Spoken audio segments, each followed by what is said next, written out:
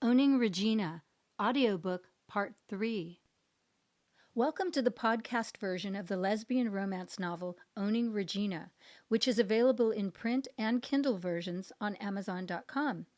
Additionally, Amazon.com will carry the unabridged audiobook version of the novel once it has been completed.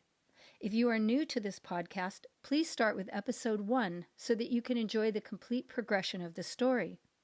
I'm Hunter Keenan, your narrator, and I hope you enjoy this episode.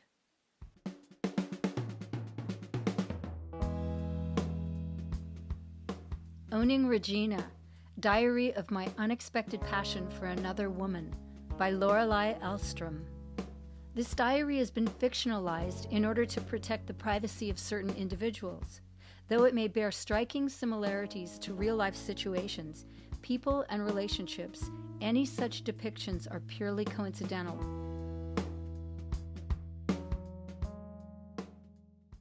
Monday, March 26. Back at work. I woke up and still smelled her on my pillow the next day. Usually on Mondays, I'm kind of blue. It seems everyone is like that. It's a real thing. But today, I was different. I was more introspective. I was rerunning the whole weekend on a loop in my head. It was mind-numbing to think how fast things went. In a single weekend, I went from totally straight and into guys to a full-steam relationship with a girl. My intellect told me that the new relationship isn't me.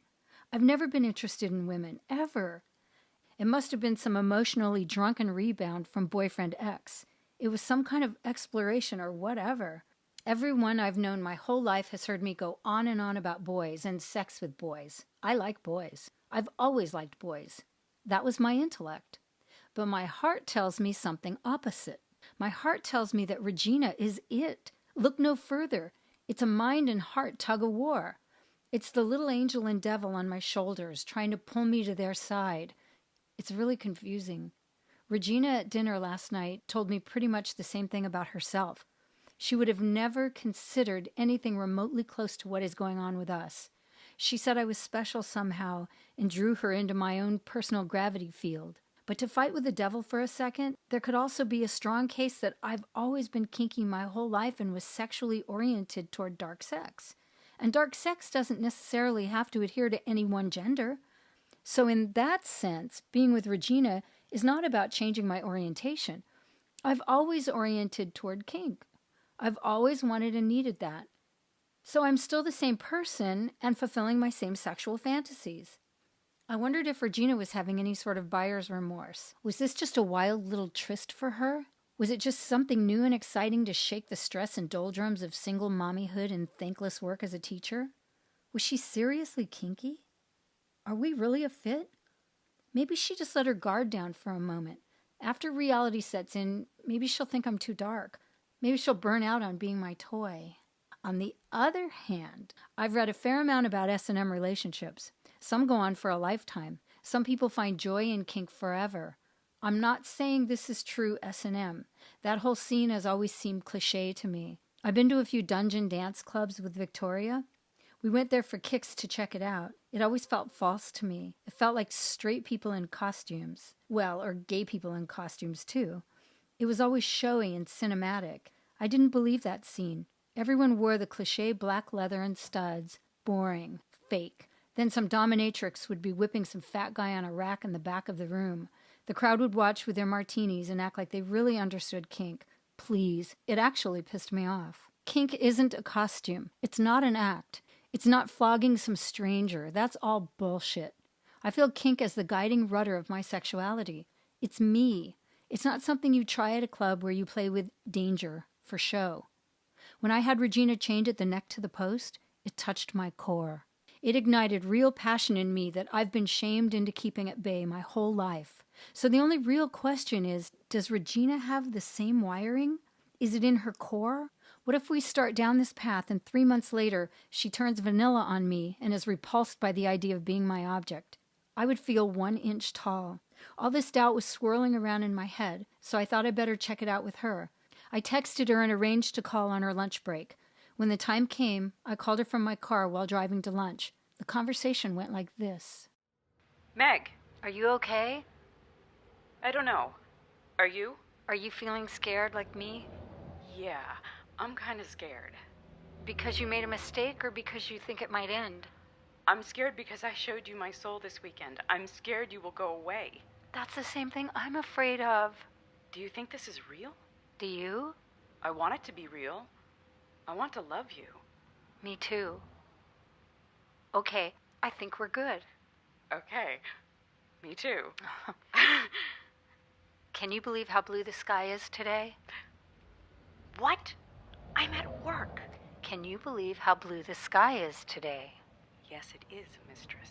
You are my object. Do you understand me? Yes, mistress, yes. I need you to masturbate in the bathroom. Then email me and tell me that you did it. Yes, mistress. And I hung up on her.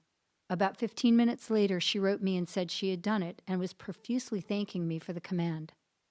I wrote her back a single-line email with no subject. That was some kind of crazy day I had. About an hour later, some flowers appeared at my work. There was a note attached. In spite of what the weather may be doing, I really appreciate our developing friendship. Fondly, Regina. This was particularly funny because I had sent her flowers about the same time. My note wasn't as poetic. It just said, Regina, I've never shared my true heart like I have with you. Thanks for not judging me. You're beautiful. I'm yours, Meg. Of course, my whole office teased me about who was sending flowers. Pete, in particular, commented that I looked different. He made the intuitive observation that something major had shifted in my life. He knew it was a relationship. He said he's never seen me like that, brooding, pensive, and daydreaming. And he was right. I had never seen me like that either. That evening, I briefly called Regina to wish her good night and tell her to enjoy loving Tucker. She was sweet and wished me well, too. I must say, immature as it is, I was a little jealous that Tucker got to be with her. I skipped dinner and went to bed, sleeping all the way until morning. Tuesday, March 27. No playing games. Tick-tock, tick-tock. I have never felt time move so slowly.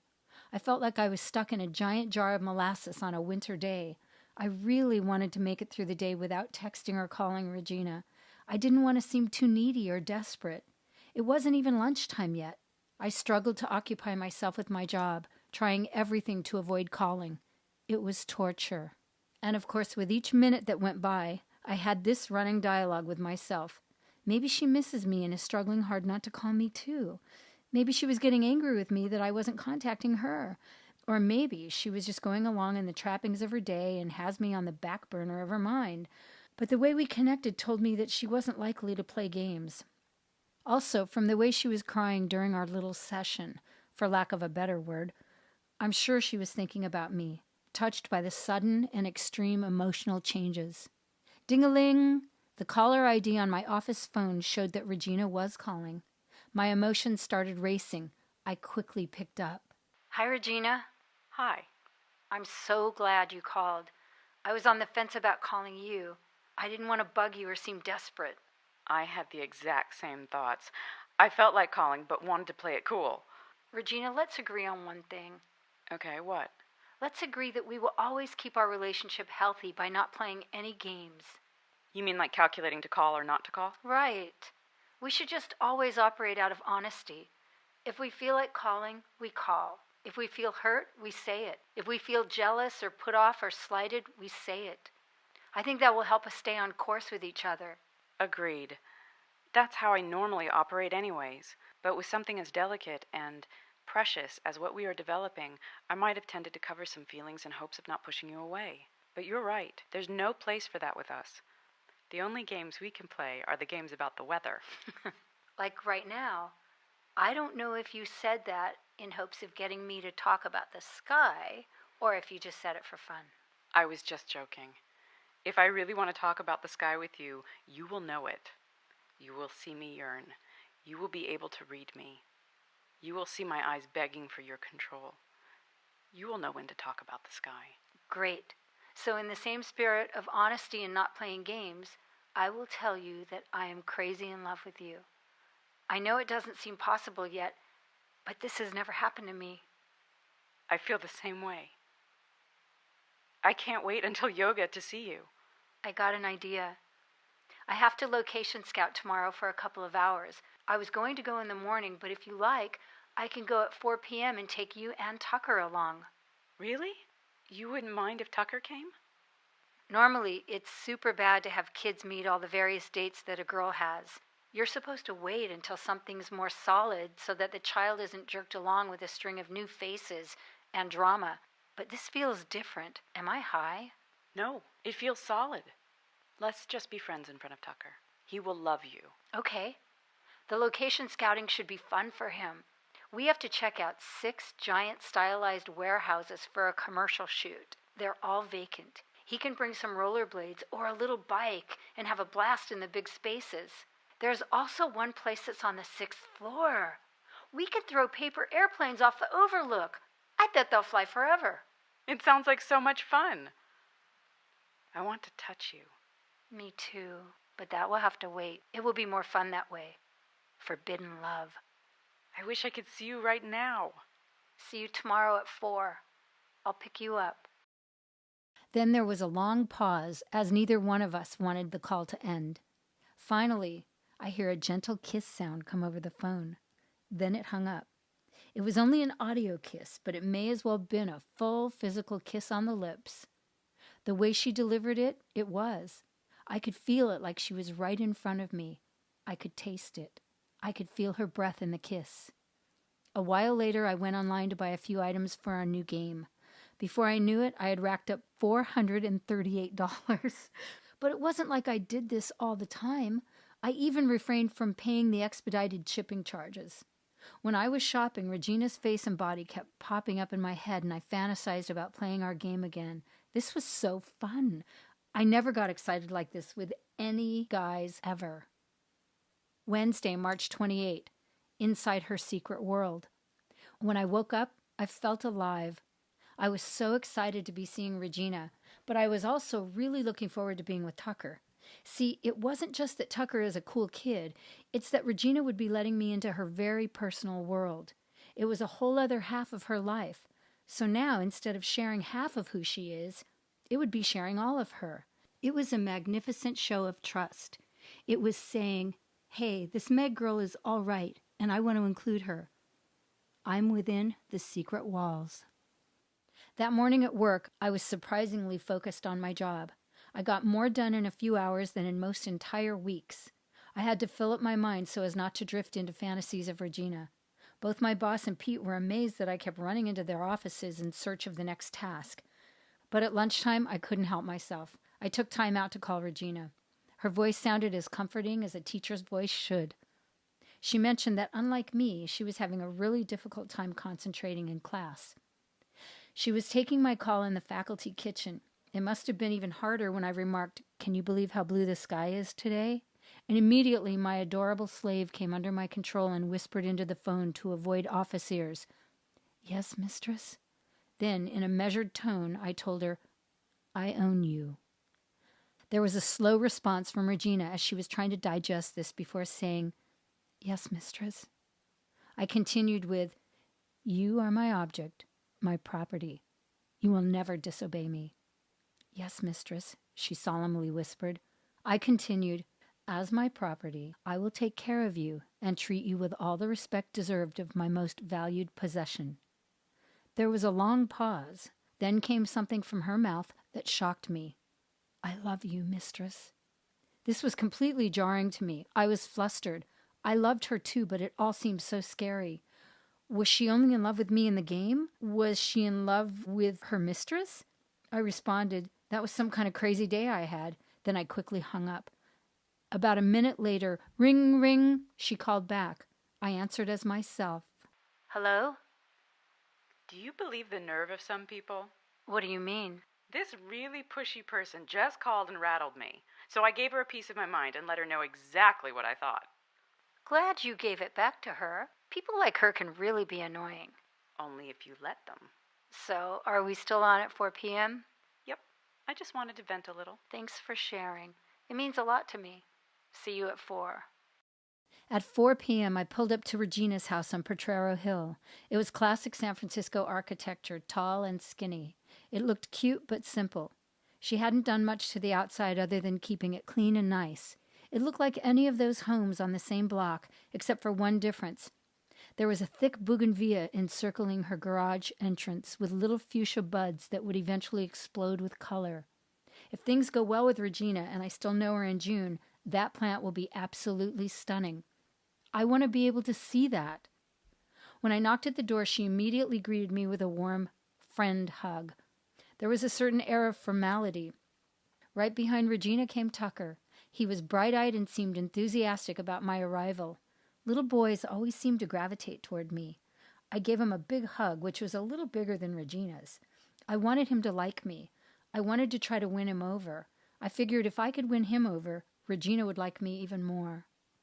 To some, it may have seemed like I was trying too hard with Tucker, but he's really likable, and I was sincerely interested in him. Who wouldn't want to step off the adult train to get in touch with their childlike sensibilities? I asked Tucker if I could see his room quickly before we went location scouting. Judging from her approving eye contact, Mom was having fun watching my interaction with Tucker.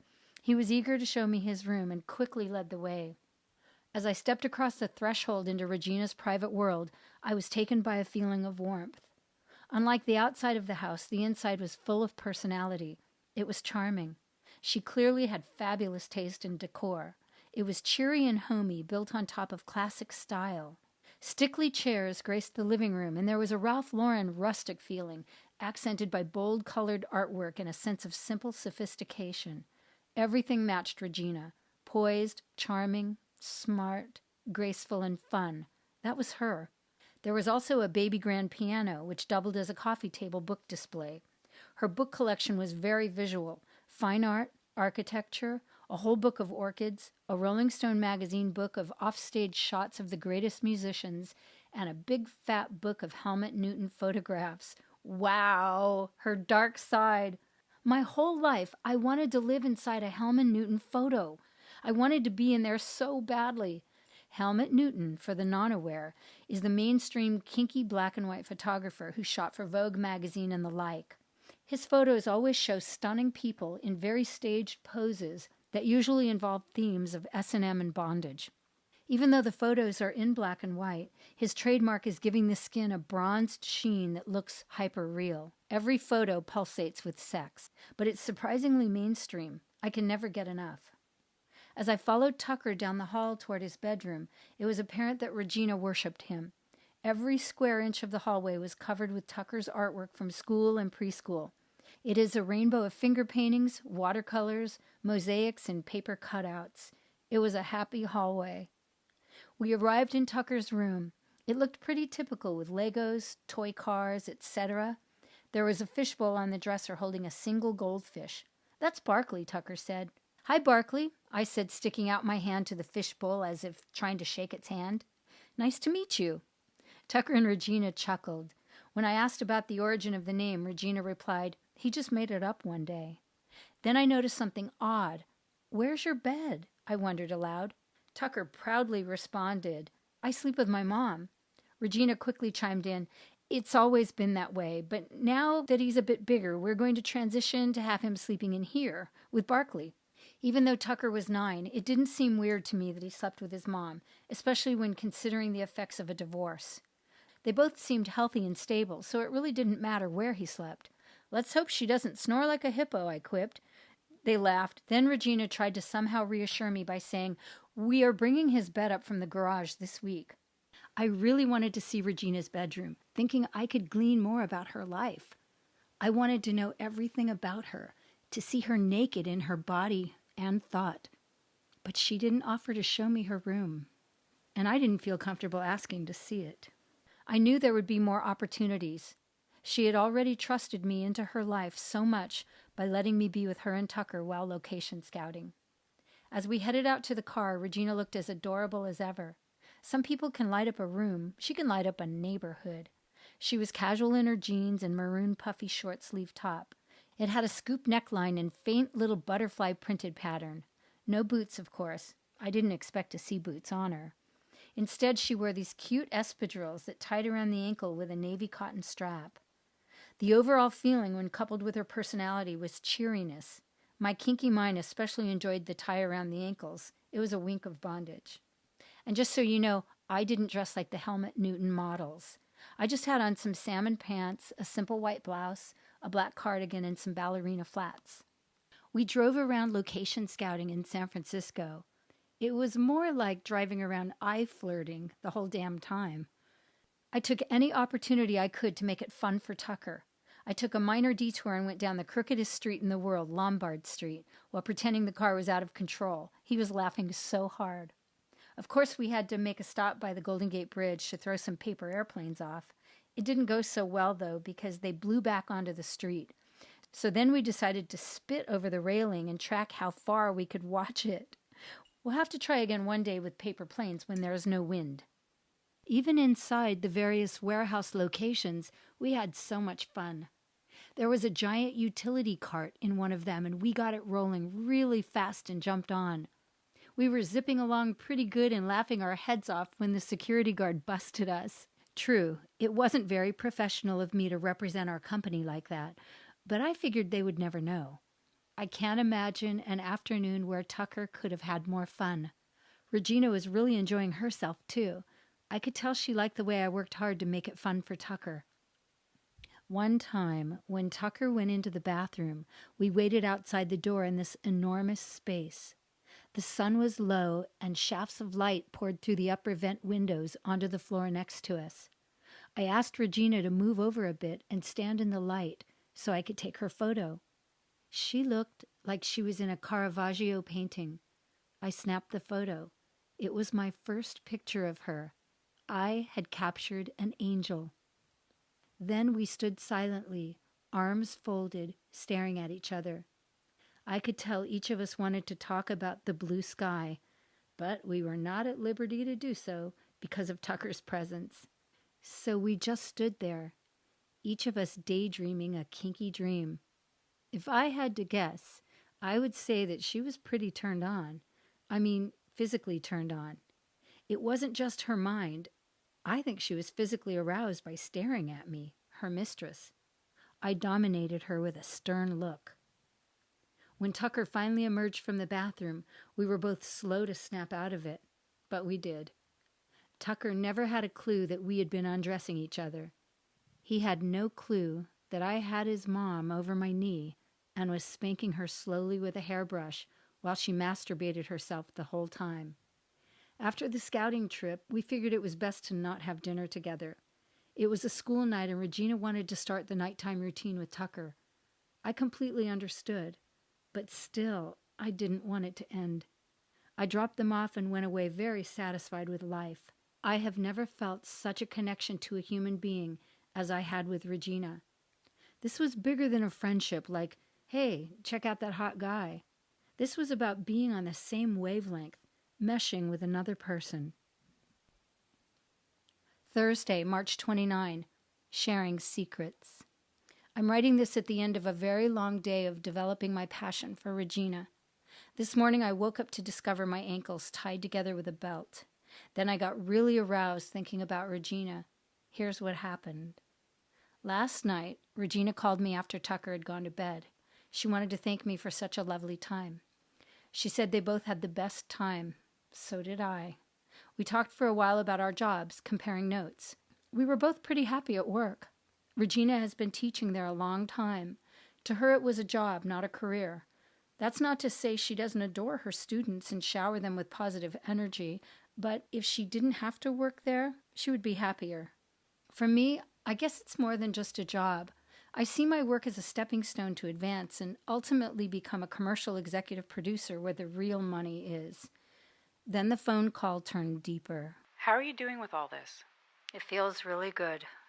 I'm glad you feel that way. And what about for you? It's exciting. It feels like eating cotton candy. I know what you mean. Still, it makes me wonder if it's all fluff. Not that I think it is. I'm just hoping that we'll still feel this way next week. Me too. I still can't believe I'm romantically interested in a girl. You don't know the half of it. I was judging myself at first, but you're not just any girl. I could never have felt this way about any other woman. You're making me blush. I think you should go look in the back seat of your car. What? You might want to check the back seat of your car for something. My car? Now? Sure. I'll wait. So I dashed down to the garage to check the back seat. Under a throw blanket was a long shoebox. Any girl would know what's in a box that long. I opened it. It was Regina's new brick red boots. I was happily confused as I raced back to the phone. What are you doing? I thought we should share them. I mean, if you like them. Like them? They're hot. That way we can always feel close. You can know that your sweaty feet are standing in the very shoes where my sweaty feet were. And vice versa. Who says my feet sweat? Figure of speech. Do you like the idea of sharing them? I'm putting them on right this second. I want to please you. You mean in the game? In general. I want to make you happy. There's something strong going on with us. So, how do we share the boots? I don't know. No rules. Okay. I'll get them back to you at some point. Tell me a secret about you. A secret that you've never uttered to anyone in the world. Not even to your therapist. You first.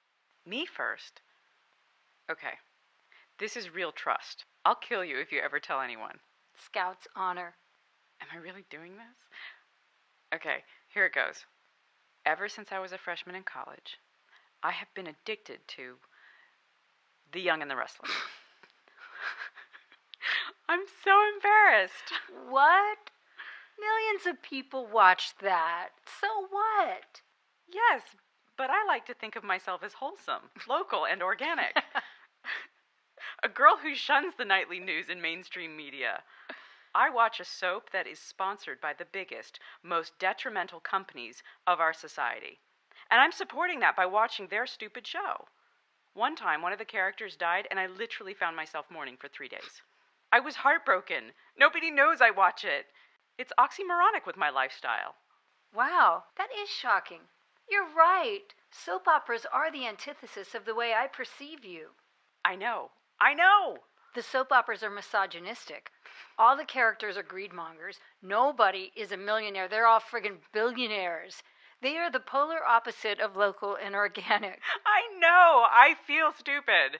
But if you don't buy the products, then you're not supporting them at all. You are merely enjoying the story. I can't believe you were embarrassed about watching that. It feels funny telling you. So what's yours? I can't tell you. It's not balanced. Yours was so minor that it almost doesn't qualify. Yours will probably seem just as minor to me. I can't believe we're doing this. Go on. A couple of years after I hit puberty, I discovered that What? You can say it. I found out that if I tied my ankles together with a belt, my orgasms would be stronger. I loved the way it felt because it was harder to get my fingers in there and felt more awkward to make it all happen. And that's your big secret. Part of it. What else? After I finished, I liked to stay like that all night. I found it really sexy and comforting that my ankles were strapped together at night. I would sleep like that. Sometimes I would wake in the middle of the night having forgotten that my ankles were tied. At first I would be startled, then quickly I'd start getting turned on again. Sometimes that would happen 3 times in one night. Now I'm getting turned on. But that's not the whole secret either. I'm still listening. Sometimes I still like to do it, to sleep like that. You must be some kind of freak. Have you ever done that? No. Well, what do you think? Do it tonight. Sleep like that. You think I should? Yes. It sounds sexy. I'd join you, but I'll have Tucker in bed. Wait, does that mean you are submissive? Maybe you should actually be my slave since you like being tied up. Do you have a dominant side? I don't know. This is all so new to me. Articles about S&M and Cosmo have piqued my interest, but meeting you somehow brought all this stuff out to the surface that I didn't really know was so strong in me. I remember reading The Story of O when I was about 17. It's the story of a girl who consents to being sent away to a secret S&M society to serve as a slave. It's a very sexy book. Right. At 17, I thought the concept was ultra sexy. But I also thought regular romance novels were sexy too. I read all that stuff. But now I feel what The Story of O was really about. It's about embracing your shadow self. Right. So does your shadow self have a dominant side too? I don't know. No, I don't think I do. That may change, but right now I just want to be yours. I want you to degrade me. What about you? If you like having your ankles tied up, maybe you have a slave side too? Sexuality is complex. In my fantasies, I'm both dominant and submissive. Let's just say I'm kinky, however you want to define it. I've never been as turned on as when I think about being mean to you in our game. We need to play again. Yes. But for now, I need to go to bed, and I need you to tie your ankles together tonight. Is that an order? No, it's a request from a loving friend. We have a fucked up relationship. Go watch your soap opera. Oh, and thanks for the boots. Good night. We hung up, and I did it. I had her boots on. So when I awoke this morning, I felt my ankles tied together in Regina's high boots. I took a few minutes for myself, wink, wink, before starting the usual morning routine. The sun was casting its warmth across my bedspread, and I could feel it all the way under the covers. In my mind, I transformed the heat of the sun into the gaze of Regina watching me. I could feel her eyes generating warmth into me as she stared. She watched me get my hands into position, despite the fact that I couldn't open my legs. As I began to caress myself, she crossed her legs and leaned back to take it all in. I rubbed deep. Then, as I was getting close, I saw her uncross her legs and put her hands between her own legs. She looked as turned on as I was. She put on some Ray-Bans so I couldn't see her eyes anymore. My breath and heart were racing, as were hers. We were both completely enthralled with the moment. At the same instant, we both burst out in ecstasy. Passion was burning. Lava was coursing through my veins. I felt alive. As I slowly came down, Regina and Ray-Bans was gone. There was just an empty chair, but I had a warm smile on my face because I knew she had really been there with me. She was inside me, even though she was probably getting ready for work. And now I had to get to work. That took a little longer than I wanted, but who cares? What a way to start a day. And things would even get better. Tonight would be yoga. Tucker would be back at his dad's after school, and Regina could be my object again. Once I was at my office, I couldn't help but text Regina several times to basically say nothing. It was just a matter of feeling a connection with her. She called me once on her lunch break. It was being in touch, feeling the energy of our new situation. After work, I changed for yoga and grabbed a quick bite. I wanted to get to yoga early so I could meet Regina outside upon her arrival. Sure enough, she rolled right up on time on her electric Vespa. She looked really pleased to see me waiting there for her. As much as I was delighted to see her and wanted to have fun together, I also found myself wanting to dominate her. I mean, we had been on the phone a good deal during the day, and there wasn't much worthy of conversation since our last call a couple of hours earlier. She clearly didn't feel that way, looking like she was game for a 4-hour talkathon at a cafe. She was bubbling out of her own personality without having said a word. She jumped off her bike and ran over to give me a hug. I hugged back. It was better than any hug from a boyfriend. Her small little boobs pushed up against my bigger ones, and it felt amazing. If a picture is worth 1,000 words, a hug like that is worth more. It was a whole story. It told me that she trusted me, that she adored me, that she was excited to see me, and that she valued me. I'm sure she could sense that I was feeling the same about her. There was newness, not just the romance, but to the very idea of being with a woman. It felt secret and special. Secret because no guy could ever know what it felt like to be a woman falling for a woman. Even though Regina is technically older than me, I feel like I am the older one, by about 4 years. I liked feeling the power of being emotionally older. She looked up to me. I could exploit her and take advantage of her. She would do anything I say. After that incredible hug at the curb, I gave her a quick kiss on the lips. It was natural and easy. She seemed not to have a care in the world. People on the street seeing that kiss would probably have assumed that we are dear friends. Do girlfriends sometimes kiss on the lips to greet each other? Anyway, it seemed innocent enough. But after the kiss, I looked deep into her eyes and said, "Can you believe how blue the sky was today?" She was jolted from the present and light mood. She was somebody else now. Really. Her whole face said, I beg of you from the bottom of my soul, please fuck me as hard as you can on the cold concrete. I want to be your object of lust. I want you to punish me. Of course, I don't know what she was actually thinking, but she responded, Yes, mistress, the sky is blue. To be honest with you, I had no intention of activating the game. It was not pre-planned, but when I saw her arriving, it came over me in an instant. Without saying a word, I grabbed her by the wrist and sternly led her up the stairs to the yoga class. There was a couple walking down against our path, and I could tell they noticed the way I was holding Regina's wrist. People only hold a child by the wrist like that when he or she is going to get in trouble. I didn't care what the couple thought. I just wanted to keep Regina's slender wrist in my grasp. It felt good to be bossy. Regina's energy told me that she was totally on board, too.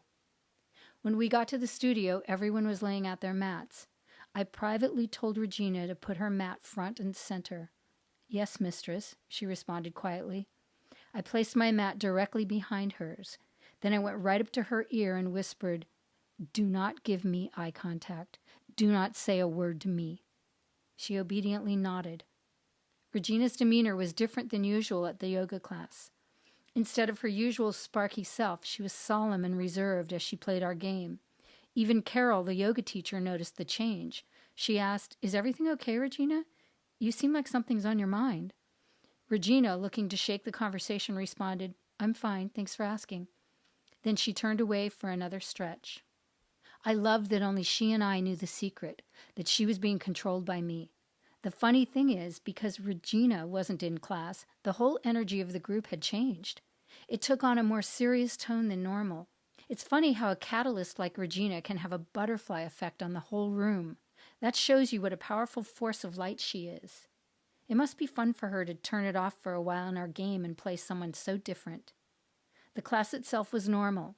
I loved how earnest Regina looked in doing her poses. She was more stiff than usual. You could tell that being a slave was affecting her usual limber body. She was in a headspace that had her more reserved and self-conscious. During the warm-down, I quietly excused myself and sneaked out the side door without saying goodbye to Regina. She was face forward in the front of the class and unaware that I had bailed. But out on her motorcycle, I left a note on her seat, held down by a rock. Come to my house immediately, and I signed it, Your Owner. Once at home, I was still hungry. I reheated some risotto, threw a quick salad together, and sautéed some tempeh to toss in the salad for my little vegetarian friend that I hoped would obey and show up. I set the table and poured 2 glasses of Pinot. Music was my Pandora romance mix that I had been crafting for over a year during my days with boyfriend X. For some reason, I thought that if I found the perfect mix of lustful songs, it would make him get dark and nasty. Not. The table was set. Feeling a bit nervous, I took a couple of gulps of wine, then quickly changed into a cotton LBD and put on our communal boots. The wooden heel was wonderfully high and felt feminine and powerful. The brick red clashed nicely against my pale skin. They were really sexy on me. I hoped Regina would think so too. A moment later, there she was at the door. When I opened the door, it wasn't Regina. It was my object. She still wouldn't make eye contact with me, handing me fresh-cut flowers. I gestured for her to come in, and I closed the door. Since she wasn't Regina, it was easy for me to get what I wanted and toy with her. I told her to put the flowers in a vase. She immediately walked to the kitchen and opened cabinets in search of a vase. She found one, filled it with water, and placed the beautiful flowers in it. She had not spoken to that point.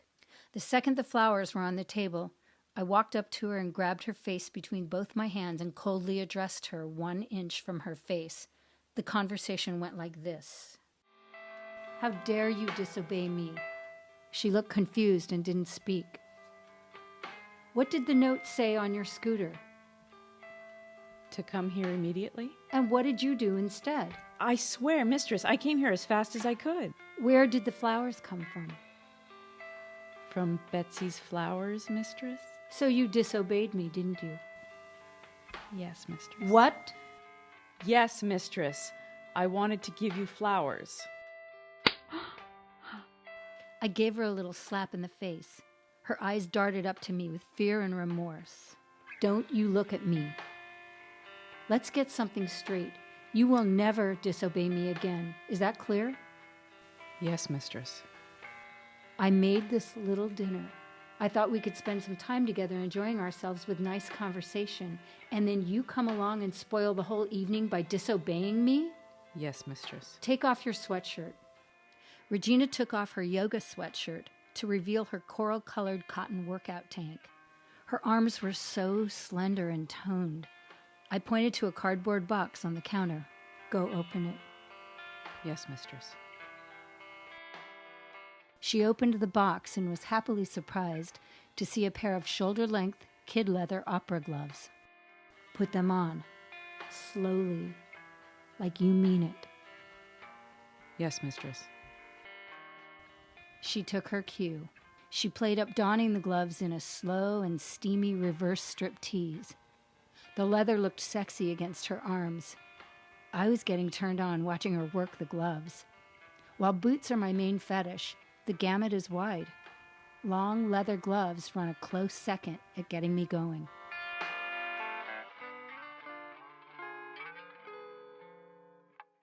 Here's a rule you really don't want to break. If, for any reason that may arise, you find yourself with an opportunity to touch my bare skin, you must always be wearing those gloves. It would disgust me to be touched by someone as lowly as you without those gloves. Understood? Yes, mistress. Thank you. I have one more gift for you. Turn around. She turned away from me. I approached her from behind and gently placed my hand around her throat, giving her a firm feeling of being mildly choked as I pressed my breasts against her back. Her gloved hands were at her side. Rub me gently. Thank you, mistress. She put her hands behind her back as I kept a solid grip on her throat. Ever so gently, she placed her hands between my legs and started caressing me through my little black dress. I released her neck and allowed my hands to slide down her front side, my left hand landing around her waist and my right hand taking her breasts. I pulled her in snugly. She was rubbing me and I was gently playing with her boobs. But then my left hand slid from her waist down to her covered clitoris. I held her close with my right hand as I stimulated her with my left. All the while, she was stimulating me with her arms behind her back. It was like spooning while standing up. We were both on the brink. I halted her with, "That's enough," and I released her at once. She stood there catching her breath and waiting for the second command. After a brief trip to the living room, I returned with the items I wanted. Grabbing her wrists, I locked them in steel handcuffs behind her back. The cuffs locked with that telltale ratcheting sound. She was my prisoner. The look of the steel handcuffs over her leather opera gloves were pleasing, to say the least. Then I shoved a leather bit gag into her mouth and cinched it tightly behind her neck. The gag, one of my internet purchases along with the handcuffs and gloves, was made of a leather-covered dowel and a strap on each side. The dowel was a half-inch in diameter and about 4 inches long. It looked very sturdy and serious. "Kneel down," I commanded her. She quickly complied. Then I went over to the dinner table, which held risotto that was a tad above lukewarm. In an unsympathetic voice, I scolded her. "No dinner for you. I will not tolerate being disobeyed. You ruined the whole evening with those flowers. Now you can sit there and watch me eat all by myself." And there she was, on her knees, hands in full-length gloves bound behind her back in handcuffs, an uncomfortable gag across her bite. I was super aroused, but I played it cool by casually eating and sipping my wine while ignoring her. I walked over and picked up the Chronicle, then sat back down and crossed my legs right in front of her while I read and I dined. She was studying our brick red boots. "They look so much better on me, don't you agree?" I said. Regina, not being able to speak, nodded affirmatively with her gorgeous eyes. After I indulged myself in her punishment for about half an hour, I decided to show some mercy. I took off her gag, which left indentations on her cheeks from where the leather straps had been. I gave her permission to answer me when spoken to. She stretched her jaw up and down a couple of times, as I think she had been quite uncomfortable in her bridle. I spoke. You were such a good girl during dinner and sat so obediently. I think you deserve some dessert." Extending my right leg, I continued, "Lick my boot." "Yes, mistress," she eagerly replied, and she began to lick my boot as if it were the biggest cock in the world. She started at the tip of my toe and gradually covered more and more. Her tongue was driven by all the passion she had in her body. It was as sexual as anything anyone could imagine. She was in bliss. All the years of a crappy marriage and the heavy burden of being a single mom were finally shed away as she relished every bit of her feminine sexuality. She was alive. She was licking my cock. On the Pandora mix came the sexiest song I have ever heard, an oldie but a goodie, David Bowie's "Putting Out the Fire with Gasoline" from the Cat People movie. It was the perfect soundtrack to watching her. She got to the top of my boot and kept going. I didn't stop her. She caressed my leg with the same commitment as below, reaching my inner thigh and eventually my sweet spot under my dress. I helped her a little by pulling my panties aside. There was some awkwardness as we worked to get the perfect angle. Her tongue was melting me. She was fire. Nothing on earth has ever felt better to me. It was my slave, but it was Regina too. She had extremely detailed command of her tongue and carefully gauged my reactions so that she could better stimulate me at each moment. I grabbed her hair with one hand and pulled it tight to her approving moan. She brought me to an incredible crescendo, so much that I leaned back, accidentally knocking a wineglass off the table. I was floating. A breeze of love washed across my whole body. I had nothing left, as if I had been in a sauna for 2 hours. Regina, hands still locked behind her back, rested her head on my thigh in order to feel close to me and have a connection. I gently played with her hair. With each pass of my fingers, she seemed to be purring, intoxicated by our passion and honesty. I needed to be close to her too.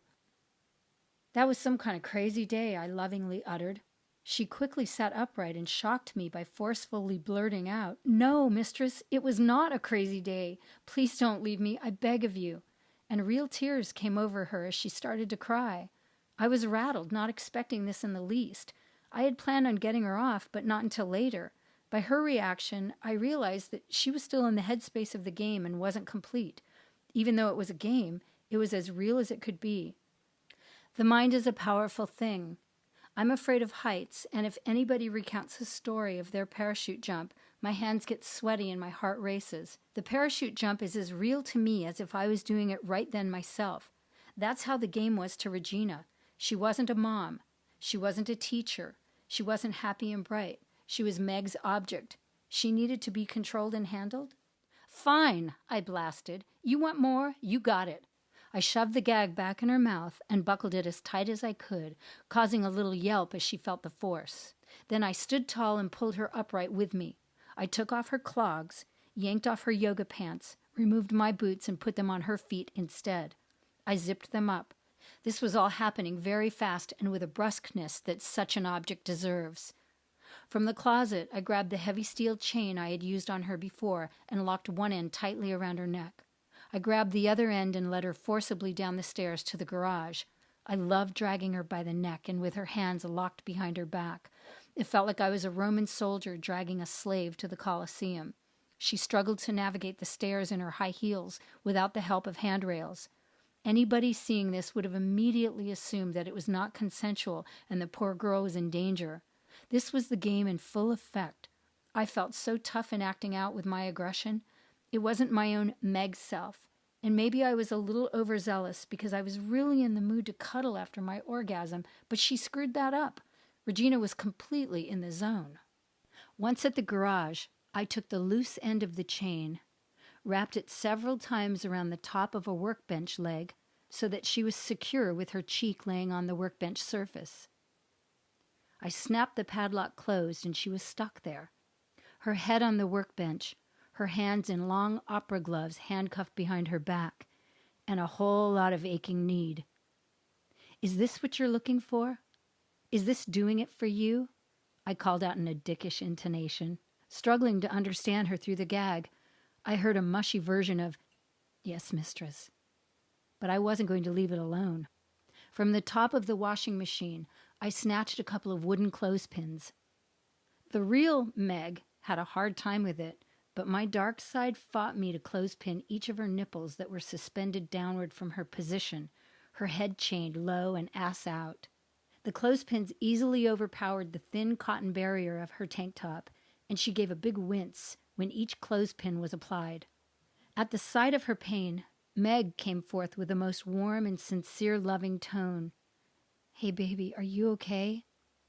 Regina defiantly uttered a mushy version of "fuck you." "Really now," I retorted, snapping right back to the game and away from Meg. I picked up a ping-pong paddle from the shelf and started paddling her bare ass. Her thong gave no protection to her derriere. I smacked her hard with 3 good swats to blow off my immediate steam. She shrieked with each blow. Then I calmed myself down enough to hit her with a softer, more measured cadence for about 20 times. Regina was euphoric in helping me meet the paddle each time by extending her ass for it. She wanted it. She wanted the paddle. And she was moaning softly as if she were in her own world without me. After the paddling, I put both of my hands on her bottom and rubbed gently with loving passion. She was still moaning in that same way. I removed the clothespins. With each one, she screamed as the blood rushed back into the area that had been clamped, causing a rush of sharp pain. But I wasn't done yet. In an improvised stroke of genius, I saw the electric sander tool on the workbench and plugged it in. It vibrated like crazy. I wrapped it in a beach towel from the laundry basket and held the padded sander between her legs as her head was still chained down to the workbench. Within about 10 seconds, she convulsed into an all-out eruption of passion. She was shaking and writhing, burning rapture. She had an orgasm that seemed to go on and on. Slowly it turned into a soft whimper with tears as she felt the discomfort from both the painful pose and the strict paddling she had endured. I could tell she was trying to hold back the tears, probably embarrassed to have her mistress see her so weak. Fuck her. I decided to go back upstairs and leave her chained in the garage for a bit. In fact, I went up to my room, grabbed my vibrator, and thought about how in command I was of her. I stayed about 20 minutes playing with myself and getting so turned on, thinking about her being chained in the garage while I was comfortably reclining with my vibrator. I exploded with lust in a very loud climax. Finally, I thought the poor girl had had enough. I warmed a towel with hot water and took it to the garage.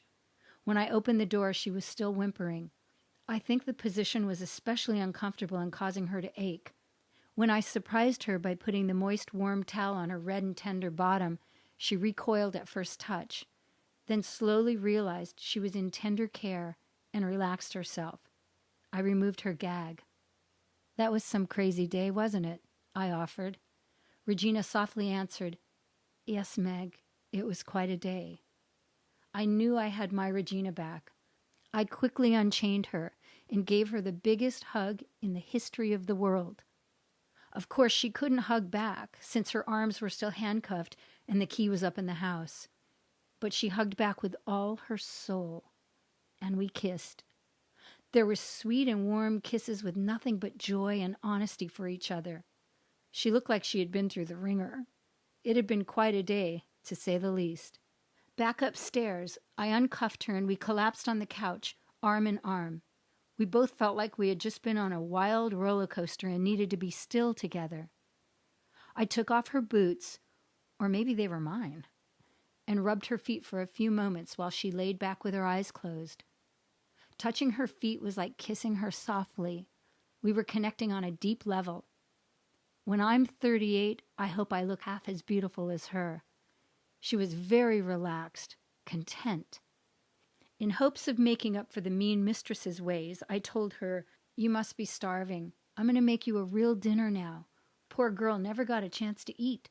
But first, I poured her a glass of wine and poured myself one too, since mine had been shattered in the commotion of violent passion. As she sipped the wine, a fun smile came over her, and then some giggles. "You're crazy. You're fucking crazy." I was laughing at the whole thing, too. I gave her a full kiss on the lips, and we looked into each other's eyes. "I just kissed a girl," I whispered softly with a smile.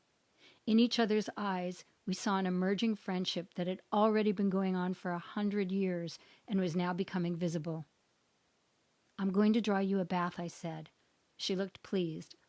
"After that, dinner will be ready, and I promise I will not be mean to you. Come on." I led her to the bathroom and started the water. There were some amazing Sonoma bath salts that would make her feel revitalized. I dimmed the lights, lit the candles, and put my soft music on the Bose speakers. The first song was a delicate rendition of "It Takes Two to Tango" by Lester Young. "Oh my gosh, you're spoiling me," she remarked. "No, you're spoiling me," I responded. As she settled into her bath, I went downstairs for a minute and returned with an ice-cold glass of cucumber ginger water with slices of oranges in it. I also gave her the latest issues of my stupid gossip in celebrity magazines. I figured she might like to check in on actors of The Young and the Restless. In the kitchen, I started a stir-fry and listened to my own music, Philip Glass. The rolling minimalism felt just right after being in a place where I was floating with no boundaries. I had a few thoughts like, am I gay now?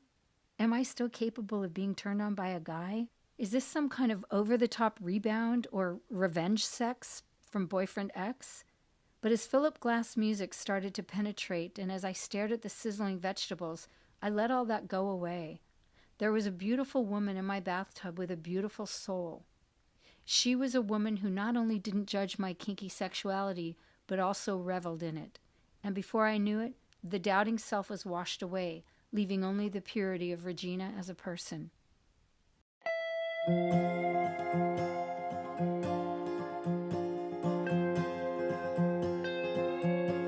Thank you for listening to this episode of Owning Regina. Music was provided by Josh Woodward. The character of Regina was played by Daniela Flynn. If you like this podcast, please give a favorable review of it on iTunes or follow the author on Twitter at Elstrom L. That's Elstrom and the letter L. Additional information about the book can be found at Amazon.com.